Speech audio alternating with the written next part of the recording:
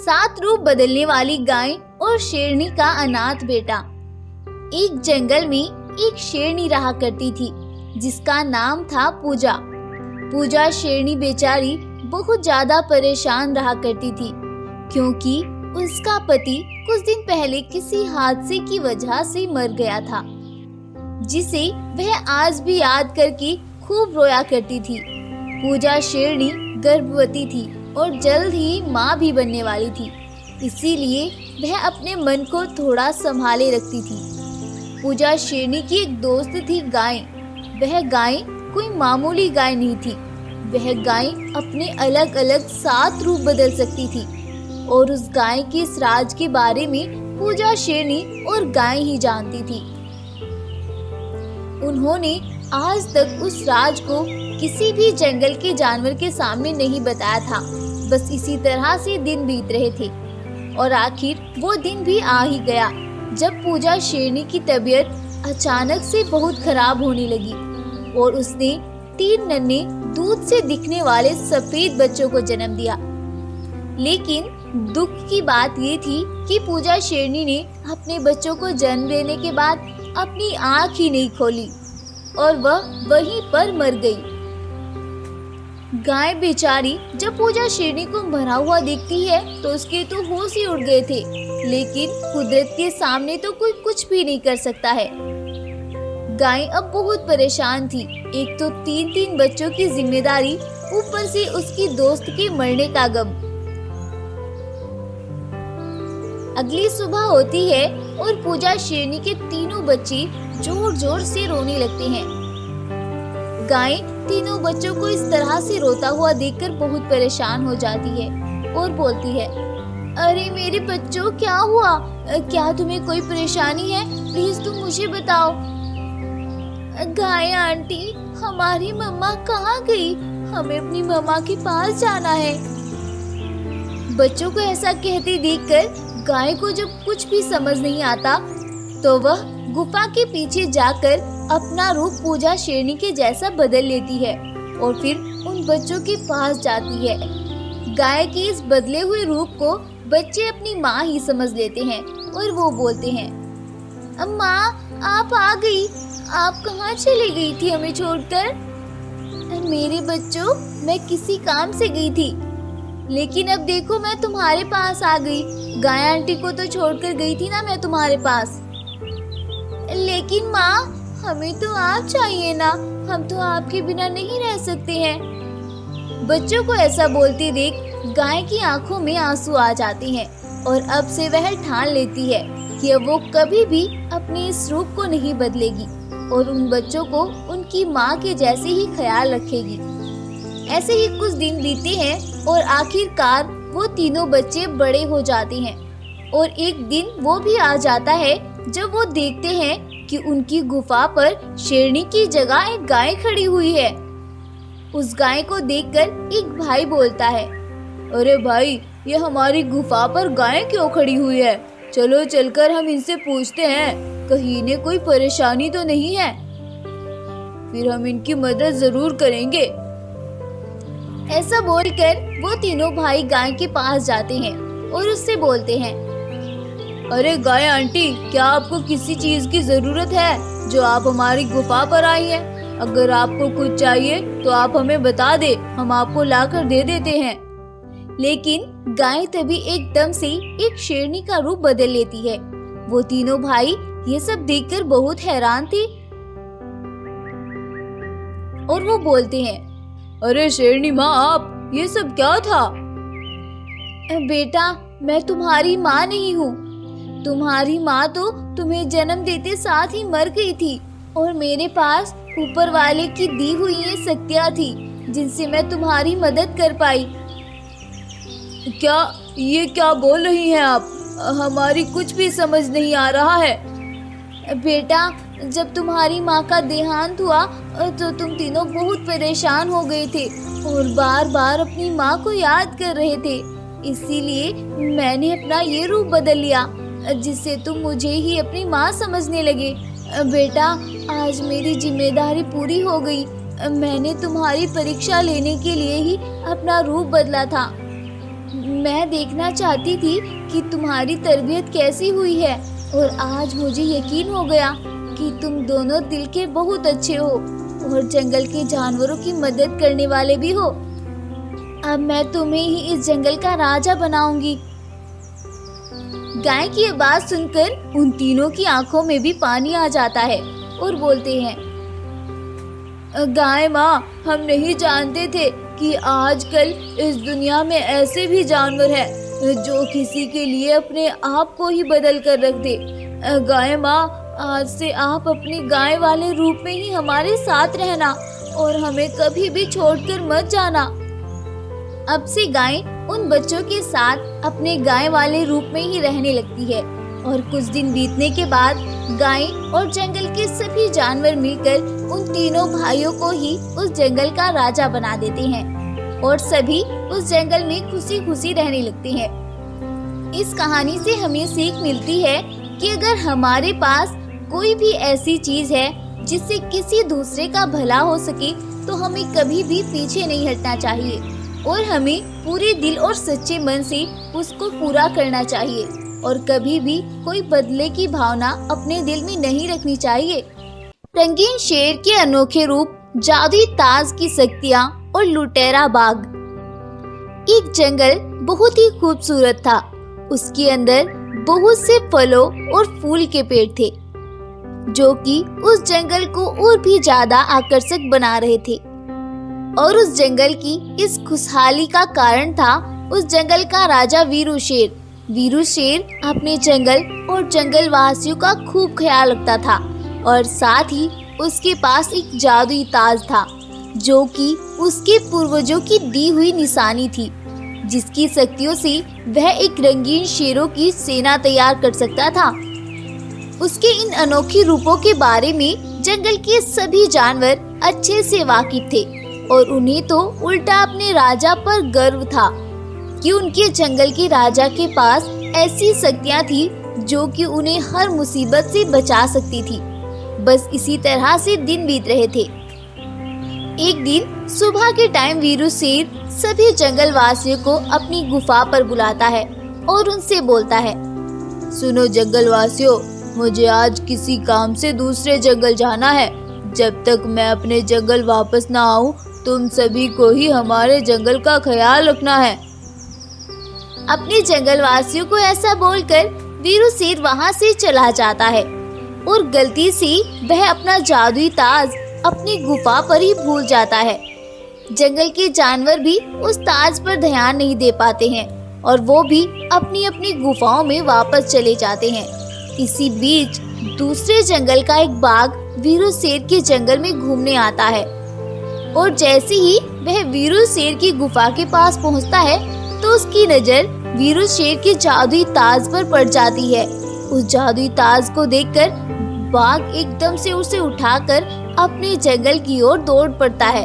उधर वीरू शेर जब आधे रास्ते में चला जाता है तो उसे अपना जादुई ताज याद आता है और वह अपने सभी काम छोड़कर वापस अपनी गुफा में दौड़ता हुआ आता है, लेकिन वहाँ तो उसे कोई ताज नजर ही नहीं आता है।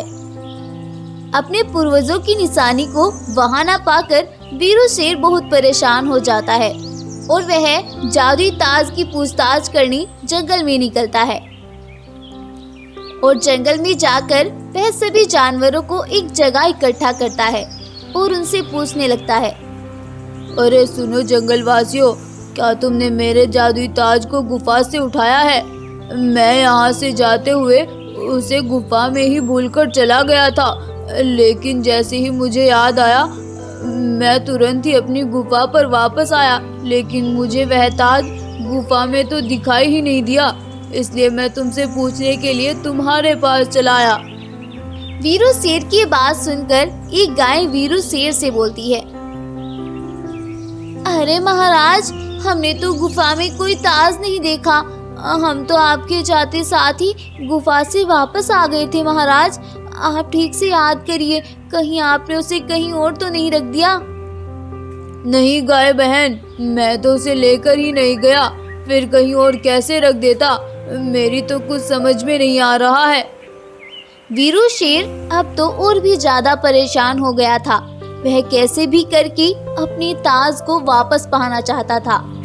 बस इसी टेंशन में उसे कई दिन बीत जाते हैं, लेकिन आज तक भी उसे जादुई ताज के गुम होने का कोई सुराग नहीं मिल पाया था। उधर दूसरे जंगल में उस जालिम बाघ ने जादुई ताज की शक्तियों से जंगल में आतंक मचाया हुआ था। उसने तो उस ताज से सफेद बाघों की एक सेना तैयार कर ली थी, जिसकी मदद से वह जंगल से शिकार मंगा रहा था और जंगल के जानवरों को मार मार कर खा रहा था। उधर वीरू शेर अपने ताज के लिए सभी जंगलों में मारा मारा फिर रहा था। एक दिन रात के टाइम जब वीरू शेर बेचारा थक हार कर अपनी गुफा में आता है, तो उसके पास दूसरे जंगल से एक शेरनी आती है। वह शेरनी वीरू शेर की बचपन की दोस्त थी। जैसे ही वीरू शेर सरला शेरनी को देखता है, तो वह अपने बचपन की दोस्त को पहचान जाता है और अपनी उस बुझे हुए चेहरे को कंट्रोल करता हुआ वह सरला शेरनी से बोलता है, अरे सरला, तुम कैसी हो और तेरे को आज मेरी याद कैसे आ गई? मैं ठीक हूँ वीरू, तुम बताओ बस, तुम ही काफी परेशान लग रहे हो मुझे तो। नहीं नहीं, कुछ नहीं, मैं तो ठीक हूँ बिल्कुल। वीरू, आज मैं तुझसे एक बात करने के लिए आई हूँ। क्या तुमने अपने जादुई ताज को उस बंटी बाघ को दे दिया है? कौन सा बंटी बाघ? मैं किसी बंटी बाघ को नहीं जानता। क्या तुमने मेरा जादुई ताज देखा है? नहीं नहीं, देखा तो नहीं है वीरू, लेकिन मैं तुम्हारे ताज की शक्तियाँ तो जानती ही हूँ। तुम उस ताज की शक्तियों से एक रंगीन शेरों की सेना तैयार कर सकते थे और बंटी बाघ ने सफेद बाघों की सेना तैयार की है और उसने तो पूरे जंगल में तबाही मचाई हुई है उसकी शक्तियों से। क्या तुम सही बोल रही हो सरला? दरअसल मैं एक दिन किसी काम से दूसरे जंगल गया था और मैं अपना जादुई ताज गुफा पर ही भूल कर चला गया था। ना जाने किसने मेरे पीछे उस ताज को चुरा लिया था। सरला, क्या तुम मुझे उस बाघ के पास ले जा सकती हो? वीरू, मैं तुम्हें ले तो जा सकती हूँ, लेकिन तुम्हारे पास तो अब शक्तियाँ ही नहीं है और उस जालिम के पास इतनी शक्तियाँ हैं कि वो तुम्हें एक ही झटके में मार डालेगा। हमें मिलकर कोई प्लान बनाना होगा, तभी हम उस जालिम बाघ से जीत सकते हैं। अब वो दोनों मिलकर एक प्लान बनाते हैं और दूसरे जंगल की ओर निकल जाते हैं। दूसरे जंगल में जाकर वीरू शेर शेरनी से बोलता है, सरला, तुम जल्दी से जाकर देखो वह जालिम बाघ सो रहा है या नहीं। शेरनी जल्दी से दौड़कर जाती है और देखती है वह बाघ सोया हुआ है और वह जादुई ताज उसके सर पर लगा हुआ है। अब शेरनी वीरू शेर को भी अपने पास बुला लेती है और वीरू शेर चुपके से बंटी बाघ के सर से उस ताज को उतार लेता है। अब तो बंटी बाघ के पास कुछ भी नहीं बचा था और वीरू शेर अपनी शक्तियों की मदद से उसे वहीं पर मार डालता है। इसके बाद वीरू और सरला उस ताज को लेकर अपनी गुफा में आते हैं और वीरू शेर सरला शेरनी का शुक्रिया अदा करता है और उसे अपने पास ही रहने के लिए बोल देता है।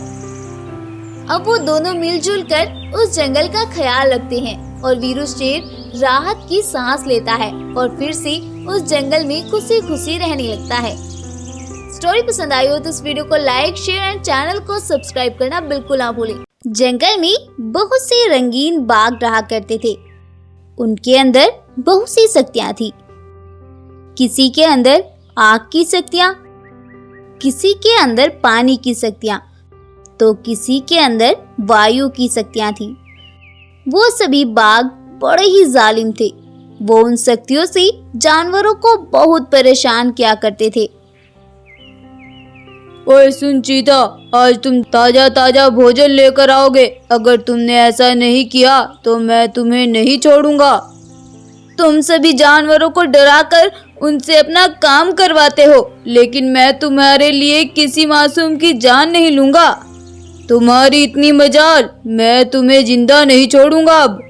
तब वो बाघ अपनी आग की शक्तियों से चीते को जलाकर मार डालता है।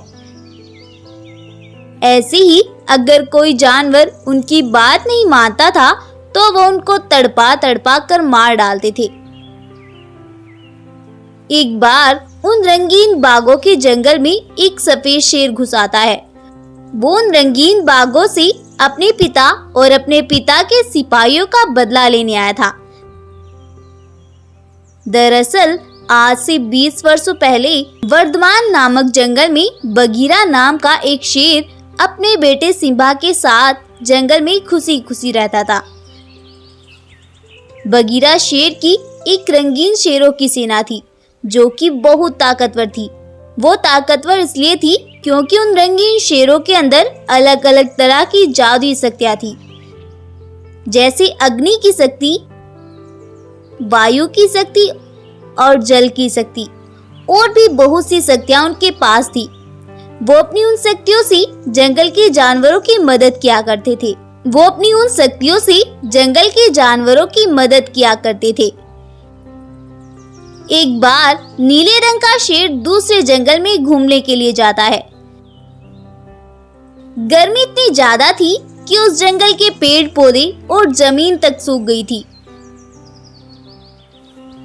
तभी नीले रंग के शेर के पास एक भालू आता है और कहता है, अरे अरे सुनो शेर भाई, तेज गर्मी की वजह से जंगल के नदी तालाब भी सूख चुके हैं और मेरे बच्चे पानी के कारण प्यासे तड़प रहे हैं भाई। अब तुम ही कुछ बताओ, मैं कहाँ से पानी लाऊं, वरना मेरे बच्चे प्यासे ही मर जाएंगे। तुम चिंता मत करो भालू भाई, मैं अभी पानी का बंदोबस्त करता हूँ। तब नीले रंग का शेर अपनी जादुई शक्तियों से एक पानी का तालाब भर देता है। यह देख भालू बहुत खुश होता है, लेकिन उसे ये करते हुए एक बाघ देख लेता है और वह नीले रंग के शेर का उसके जंगल तक पीछा करता है। सभी शेरों को देख बाघ बोलता है, अच्छा तो ये रंगीन शेर इस जंगल में रहता है। मुझे तो लगता है कि ये सभी रंगीन शेर जादुई हैं। मुझे ये बात बंटी महाराज को बतानी ही होगी। जल्दी से चले चलता हूँ। तब वो बाघ अपने जंगल वापस पहुंचता है और अपने महाराज से कहता है, अरे अरे सुनो महाराज, मैंने अभी एक जंगल में कुछ जादुई रंगीन शेर देखे हैं। उनके पास बहुत सी शक्तियां हैं। अगर हम उनसे वो शक्तियां छीन ले तो हम बहुत शक्तिशाली हो जाएंगे। यह सुनकर बंटी बाघ को भी लालच आ जाता है। तब वो अपनी रंगीन बाघों की सेना को लेकर उनके जंगल में पहुंचता है। वो पूरे दिन सबसे छिपकर जंगल में निगरानी रखते हैं और रात होने पर वह सभी रंगीन बाघ देखते हैं कि वह सभी रंगीन शेर अपनी जादुई शक्तियों को एक मणि के अंदर रख देते हैं। दरअसल वो हर रोज ऐसा ही करते थे, क्योंकि रात के समय वो शक्तियां काम नहीं करती थी। इसीलिए वह रात को अपनी सारी शक्तियां एक जगह इकट्ठा कर देते थे। यह सब देख बंटी बाघ बहुत खुश हो जाता है। अरे वाह, मजा आ गया। अब हम आसानी से उन शक्तियों को हासिल कर सकते हैं। जब सभी रंगीन शेर वहां से चले जाते हैं, तब बगीरा शेर को अकेला देखकर वह सभी रंगीन बाघ बगीरा पर हमला करके उसे जान से मार डालते हैं और उस मणि को लेकर वहां से चले जाते हैं। यह सब गुफा में खड़ा सिम्बा देख रहा था, लेकिन वह डर के मारे कुछ भी नहीं कर पाता और आज सिम्बा शेर उसी का बदला लेने के लिए रंगीन बाघों के जंगल पहुंचता है। अच्छा तो ये है इन बाघों का राजा बंटी। आज रात मैं इनसे यह शक्तियां छीन कर रहूंगा। तब सिम्बा उसी जंगल में रहने वाले जानवरों से एक खुफिया जगह पर मिलता है और कहता है, सुनो भाइयों, मैं जानता हूँ कि तुम उन रंगीन बाघों से बहुत परेशान हो, लेकिन मैं तुम्हें उनसे मुक्ति दिला सकता हूँ। आज रात बस तुम्हें उन रंगीन बाघों को अपने घर पर दावत पर बुलाना होगा। तब एक बकरी बंटी बाघ के पास जाती है और कहती है, अरे सुनो सुनो बंटी बाघ, आज रात आप सभी रंगीन बाघों की दावत हमारे घर पर है। हमने आज तुम्हारी दावत के लिए ताजे ताजे मांस का बंदोबस्त किया है। तुम सब याद से टाइम से पहुंच जाना। ये हुई ना बात बकरी। अगर तुम रोज हमारे लिए ऐसे ही दावत का इंतजाम करोगी तो हम तुम्हें कोई नुकसान नहीं पहुंचाएंगे। तब रात होने पर सभी रंगीन बाघ अपनी शक्तियों को एक मणि में इकट्ठा कर देते हैं और जानवरों के पास दावत में पहुंच जाते हैं और मजे से दावत का आनंद लेते हैं। उधर बगीरा जाकर उस मणि को हासिल कर लेता है और सुबह होते ही वह उन सभी रंगीन बाघों को हमेशा हमेशा के लिए एक पिंजरे में कैद कर देता है। सभी जानवर भी उनसे छुटकारा पाकर बहुत खुश हो जाते हैं। बाद में सिम्बा और सभी जानवर खुशी खुशी उस जंगल में रहने लगते हैं।